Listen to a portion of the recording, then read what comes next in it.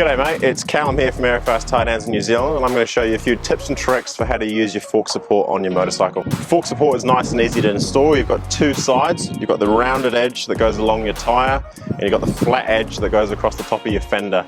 These side portions here rest across the side of your seals to make it nice and easy for application. Whether your bike is on a trailer like this or on the back of your truck, a fork support is super necessary for these three reasons. Reason one, the fork support helps to prolong the life of your seals. Pulling your tie downs down, it compresses your seals, and this limits the amount of compression going through your seals. Reason two, when transporting your motorcycle, your tie downs can go through extreme pressure, such as emergency braking or rough terrain. Using a fork support creates a more solid foundation for your tie downs, helping to prevent any loss in tension or worse, than potentially coming undone. Reason three, they're inexpensive and they can save you a fortune replacing your fork seals, or worse, your bike coming off.